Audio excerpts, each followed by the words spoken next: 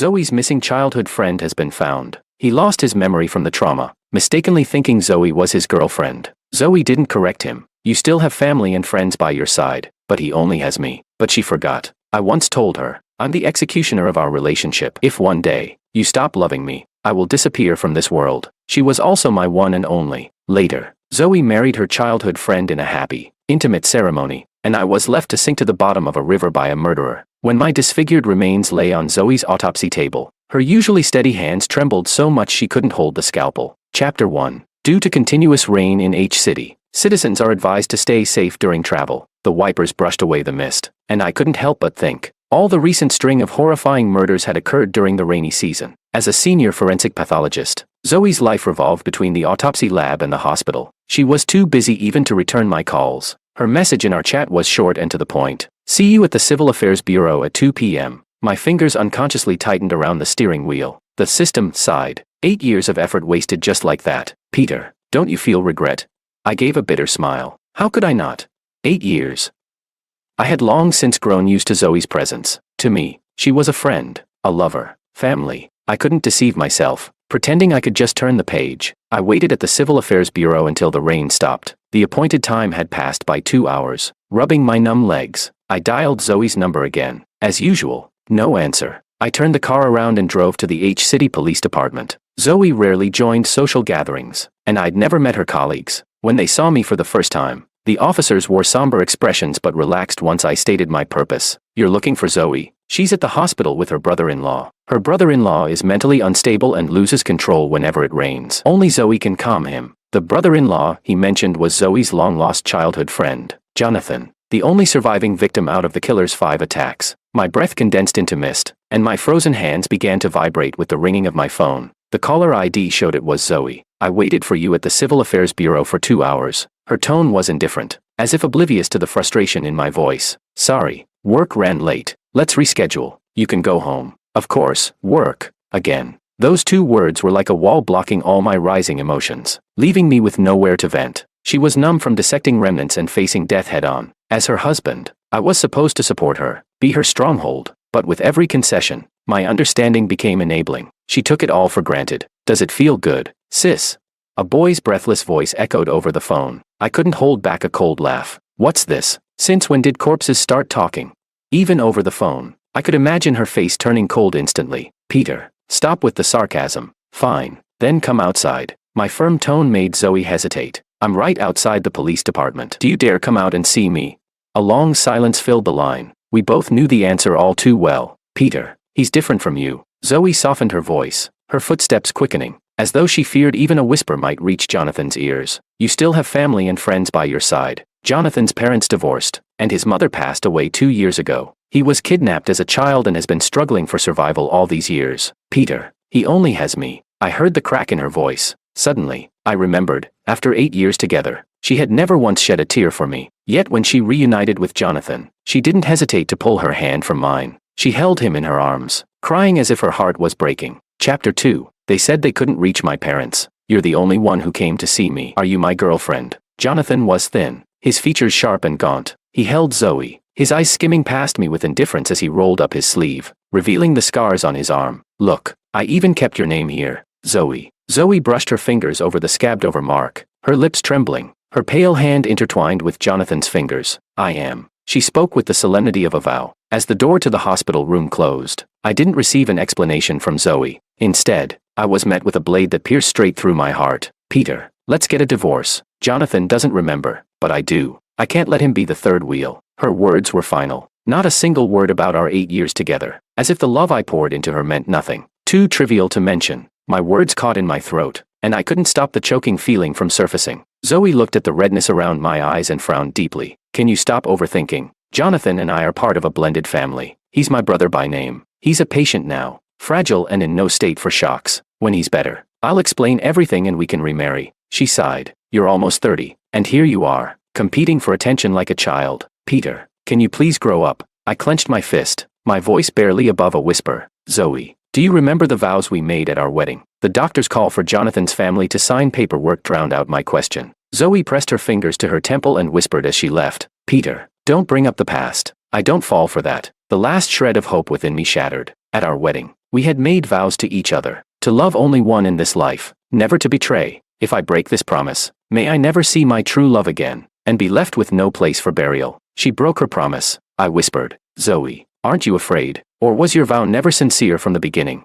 Chapter 3. My thoughts were a tangled mess. Listening to the rain, I asked, Zoe, when are we getting a divorce? What? Zoe's voice on the phone was laced with barely concealed surprise. When are we getting a divorce? You finally came around. Her tone was complex, hovering between surprise and something like shock. I figured it out. We'll get divorced, and then I'll never see you again. Are you insane? The reprimand slipped out of her mouth, her tone harsh. Peter, stop making jokes with no sense of boundaries. Zoe rarely spoke sharply. Only when truly provoked would she use my full name. In the past, I dreaded making her angry. I feared that if she stormed off, I would never find her again. I'm not joking, but I'm not afraid anymore. Once a mirror is shattered, no one bothers to pick up the pieces. My resolute words clearly infuriated Zoe. We'll divorce. And then what? Where will you go? Back to the mother who abandoned you? Or the father who's ignored you for 8 years? Face reality. Who would accept someone from a broken family? Realizing her words, she abruptly fell silent. I gave a bitter laugh, responding with slow, deliberate emphasis. Who are you to lecture me about family? As if your father's cheating was something to be proud of. Oh, I almost forgot. Ignoring her sharp intake of breath, I continued with deliberate slowness.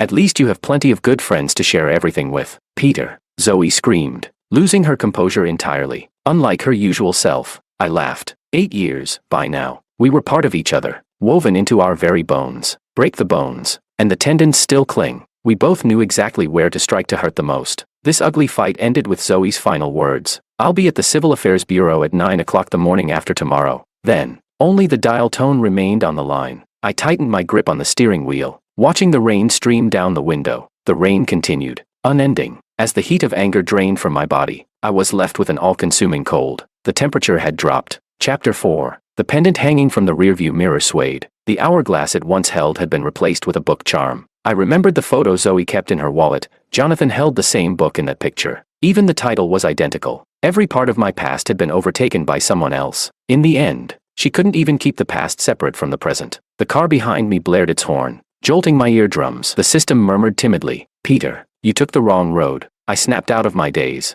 realizing my vision was blurred with tears. The only one trapped in the past had always been me. Peter, my eyes are only set on the future. Zoe's words echoed in my mind. Her gaze was always fixed forward. She was never satisfied. Pulling over, I reclined in my seat and took out a cigarette I hadn't touched in years. The smoke drifted out the window, mingling with the rain as I stood outside until the embers died. I couldn't tell if the wetness on my face was from tears or rain, but I wiped them away all the same. April 13th. That was the date Zoe had set for our divorce. It was also my birthday. My family always said that my birth was the beginning of their misfortune, a loveless couple bound by my existence, stuck torturing each other in a marriage. My first birthday was celebrated with Zoe by my side. She baked a cake for me herself, slicing her finger by accident. I was worried sick, but she just laughed. Peter, don't listen to your parents' nonsense. You were never a burden. On the contrary, in all the hardships I've endured, you've always been the best thing in my life. The cake melted on my tongue, sweeter than anything I'd ever tasted. No cake since then has matched it. After rummaging for a while, I found the old hourglass in the glove box, covered in dust. The delicate sand inside was clogged with grime, unable to flow anymore. It was broken, beyond repair. My mind drifted back to the first time I met Zoe by the sea. The winter ocean was bone-chilling. The deserted shore empty save for her and me. One of us seeking death, the other clinging to life. When she walked straight into the sea, instantly engulfed by the waves, without a thought, I dashed in and dragged her back to shore.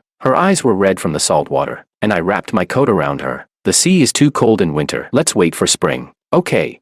At that time, she had just been placed into a blended family, and her brother's disappearance had brought nothing but blame upon her. She told me that I was the one who let her see another spring. After that, she moved into my cramped apartment on a monthly salary of $4,000. I supported her through grad school until she became a leading forensic expert. She was once my miracle, but even the deepest love couldn't stand the test of time. System, help me leave this world. I want to go home. The car turned onto an unfamiliar road, and I absent-mindedly opened the navigation. Hello, I am your voice assistant. Welcome to your navigation experience. My hand froze on the steering wheel. The familiar male voice now seemed oddly unsettling, as though I had just heard it recently. Miss, a camera is up ahead. Please slow down for safety. The voice calling her Miss sent chills down my spine. I finally remembered who the voice belonged to. It was Jonathan. This car was my coming-of-age gift to Zoe. On her first day of driving it, she had installed this very voice. Zoe. I laughed bitterly. You really do love him to the core. Relying on the fact that I'd never met Jonathan, she had brazenly set her lover's voice as her daily navigation. Shameless. The system sighed gently. Leaving will be painful. Peter, are you sure you don't want to hold on a bit longer? He couldn't contain his frustration for me. You saved her life, stayed by her through 8 agonizing years. What gives her the right not to change her heart?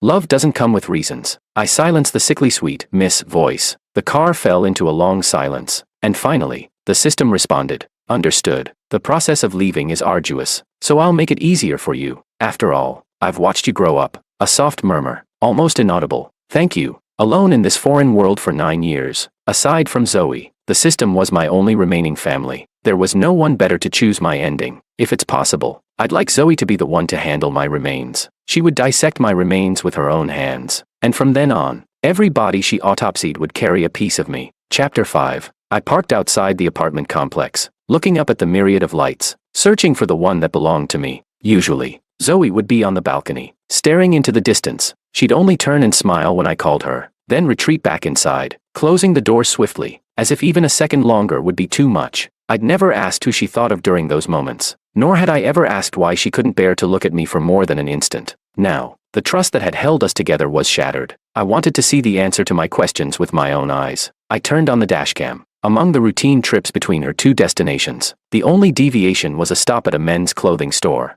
Zoe got out and returned with an elegant gift bag in hand. The car sped off, stopping outside the apartment building, and she fell into Jonathan's waiting arms. Leaning against the hood, he wrapped an arm around her waist, pressing a kiss to her lips. The ring on her finger glistened, mocking me. My stomach churned with nausea. I rarely got carsick, but right now, I could hardly breathe. Instinctively, my right hand reached over to the passenger seat, landing on a metal tie clip, one I'd never worn. A wave of pain surged through my stomach, and I clutched at it, biting down hard. My lips drained of color. The agony of leaving this world was fiercer than I'd imagined. Beads of sweat dripped down my forehead. The recording, left running, continued to play. Sis, you're mine. Jonathan bit down on Zoe's lip hard enough to draw blood, his voice thick with pleasure. We'll never be apart again. My temples throbbed, and the pain scrambled my memories into a jumbled mess. The wound on Zoe's lip was impossible to miss, and when I'd asked about it, she paused mid-bite, casually touching it as she answered. Really? I didn't notice. I must have just bitten myself while eating.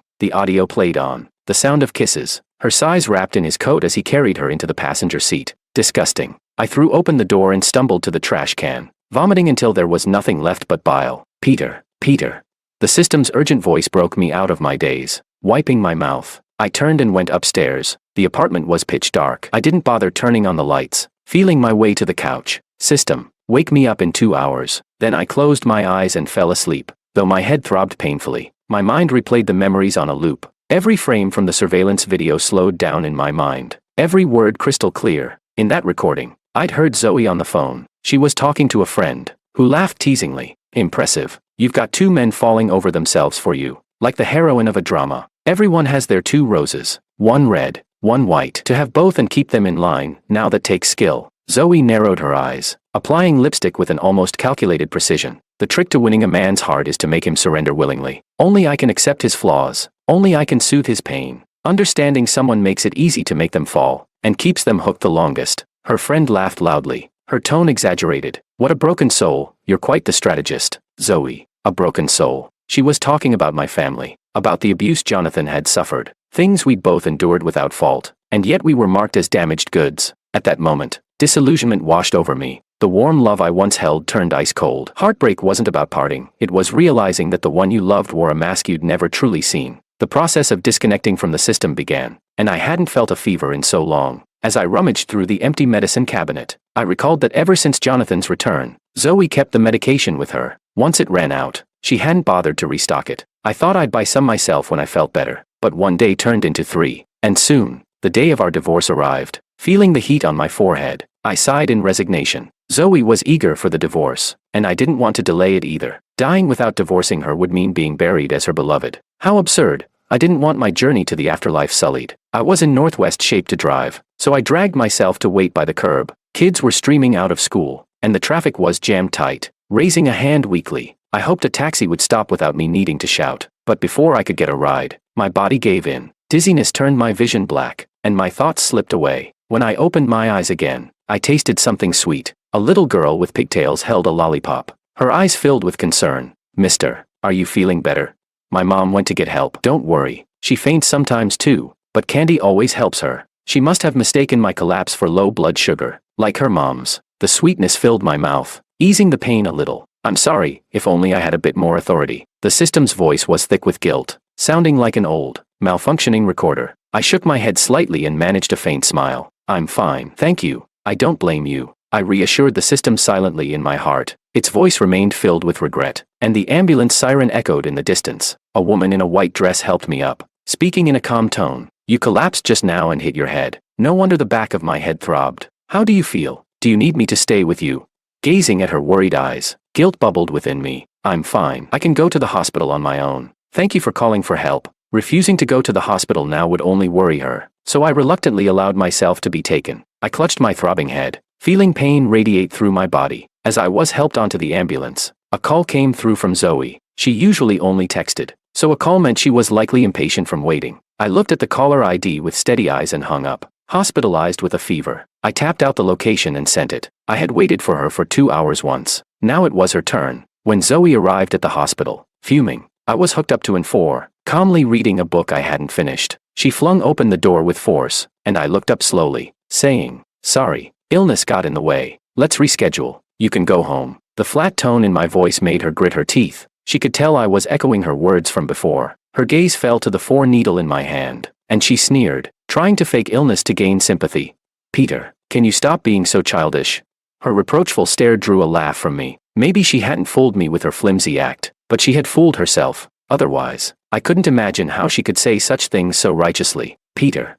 My laughter angered her, and she began to fix her makeup, her words coming out faster. "How many times do I have to explain? We've been together for 8 years. Is that still not enough for you to trust me? Jonathan is my brother. Do you expect me to watch him suffer and do nothing?"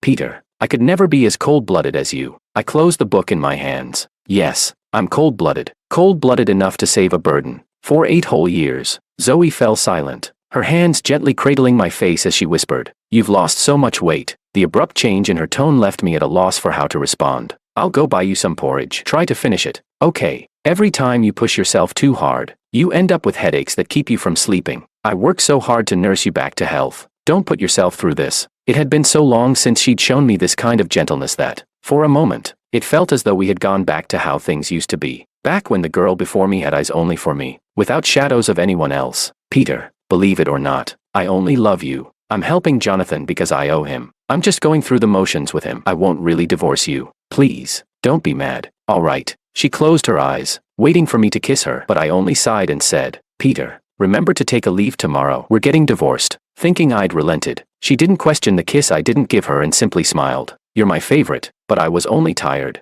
The longer this dragged on, the weaker I felt. I needed to end this quickly. Ignoring the doctor's repeated warnings, I chose to be discharged. This time, neither Zoe nor I backed out. I waited for her in the driver's seat, and as she reached for the passenger door, it wouldn't budge. She looked at me, surprised, and I forced a smile. "The back seat is more comfortable." She stayed silent, choosing not to push further. At the Civil Affairs Bureau, we signed the divorce papers without a single hitch. So quick and seamless, it left the staff members stunned. As we finished, rain began to fall, lightly at first, then gathering strength. The system's voice sounded in my mind. "Peter, you'll die today. Maybe this will be the last time you see Zoe." Any last words? There was an unmistakable hope in his tone, as if he was eager to hear me let loose. I thought for a moment, then asked, "Zoe, it's raining. Do you want me to drive you home?" If she could hold on to the last shred of decency, at the very least, I would tell her in person that I was her guide, that I was going to die and never return. She was just about to respond when her phone suddenly rang. Even as she tried to hide it,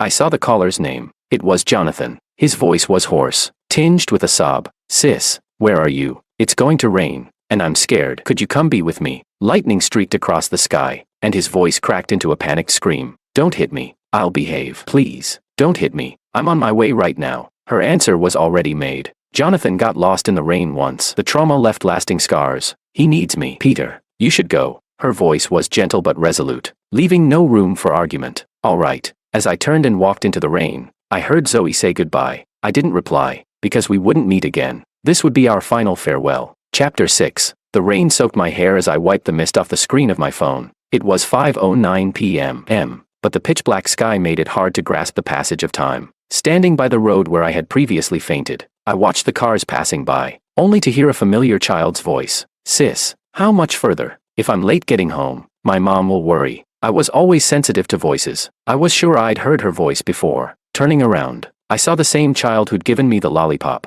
but the woman holding her hand wasn't the same one in white from earlier. In that moment, I instinctively canceled the ride I'd scheduled. System. No one responded in my mind, and a chill of fear dampened my palms. If the system's words were true, and I would die today, to be autopsied by Zoe's own hands, then, could it be that my death wouldn't be an accident, but a murder?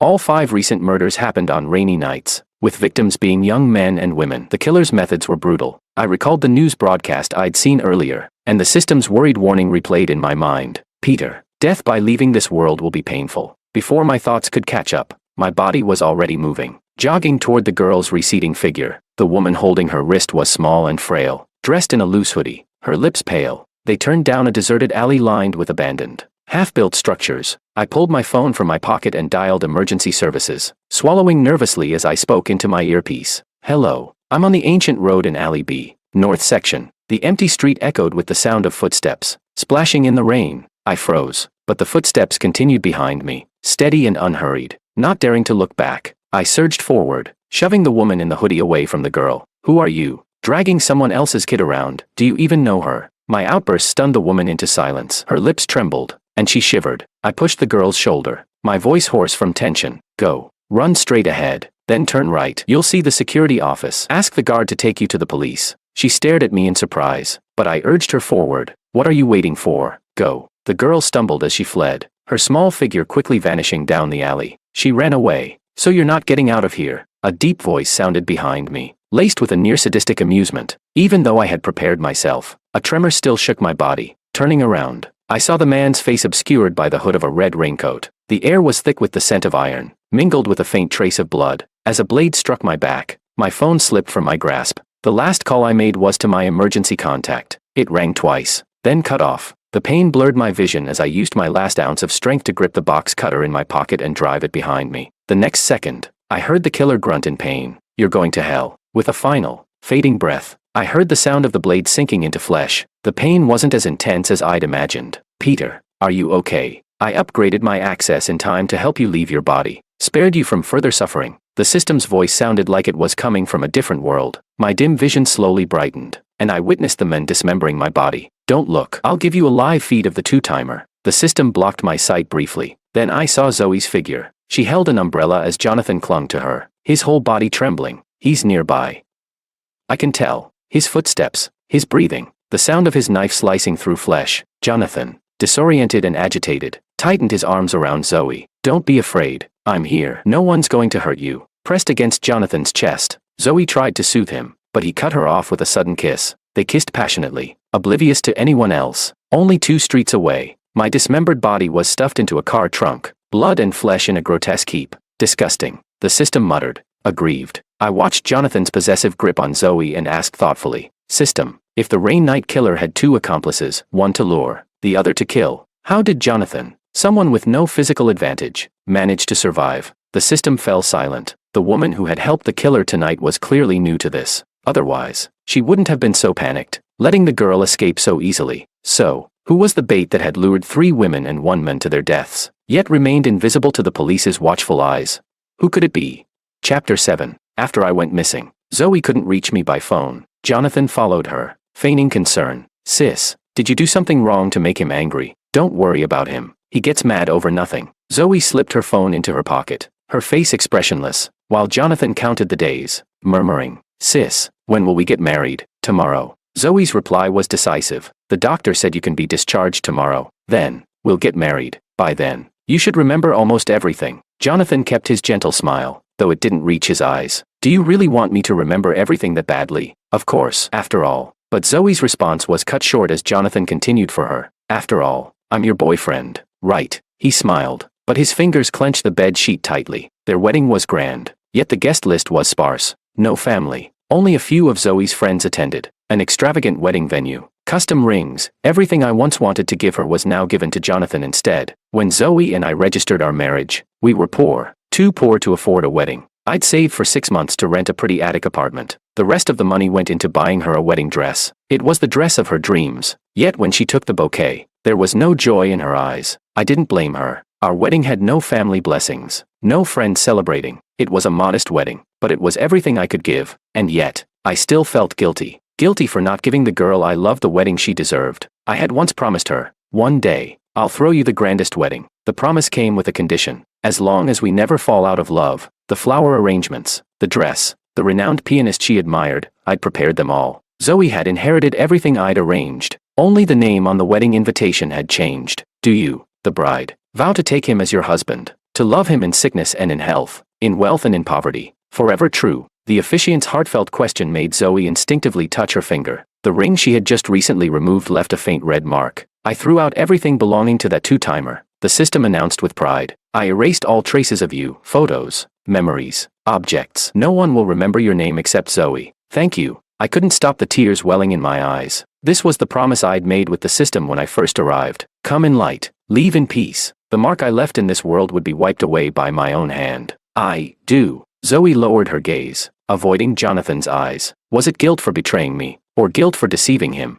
I would never know. The officiant turned to Jonathan, repeating the same question. Jonathan held the bouquet, answering softly, I. His words were abruptly interrupted by a sharp command. Mr. Jonathan, you're under suspicion of being an accomplice in multiple murders. Please come with us. As shocked gasps filled the room, the police moved swiftly to secure the scene. It's you. Zoe's brow furrowed, her voice stripped of the usual warmth. No wonder the rainy night killer was so elusive. It was you assisting him from behind. Jonathan, doesn't it sicken you to help the very person who did this to you? Jonathan sneered in response. Listen to yourself, Zoe. And what kind of saint are you? The art of seduction is making someone fall willingly. Understanding someone is the easiest way to make them fall, and keeps them hooked the longest. Getting 2 men to fight over you, Zoe, doesn't that make you proud? A shameless double-crosser. How could you? Zoe covered her mouth in shock as Jonathan repeated her own words, causing her to nearly knock over a glass in her rage. The recording was sent to your phone by your husband. He understood me better than you did. He knew I'd never miss a single one of your messages.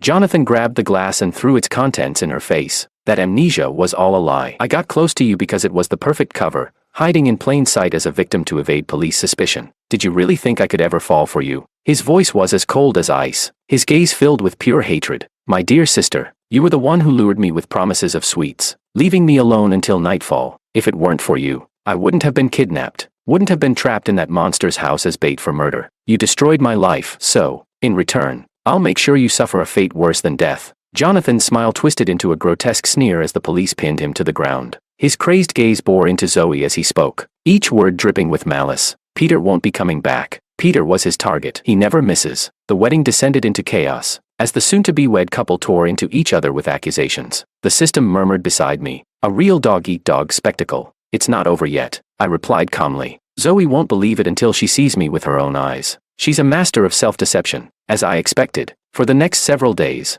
Zoe continued sending me messages, sometimes apologizing, sometimes threatening, sometimes expressing love. She had never sent me more than 10 messages in a day when I was alive. Yet now she poured her heart out in endless texts. Naturally, she received no reply, until one day, the police retrieved a bloated corpse from the river. The body was so swollen and decomposed that its features were unrecognizable. Some officers vomited on the spot at the sight of it. In contrast, Zoe remained remarkably composed. Prepare for autopsy. The victim's limbs were severed, and the eye sockets collapsed. Preliminary analysis of the dismemberment technique suggests it was the work of the rainy night killer. As she lifted the cloth, the stench hit hard. Her new assistant, holding a scalpel for the first time, bolted from the room, retching. Dr. Zoe is incredible. Even the most seasoned forensic pathologists can't handle the rainy night killer's work without feeling queasy. But she didn't even flinch. That's why she's a genius in the field, taking on serial murder cases right from the start and conducting thorough analysis. Zoe used the scalpel to cut through the fabric, tearing away bits of skin in the process. The corpse had suffered extensive trauma. Multiple bones showed fractures. Then,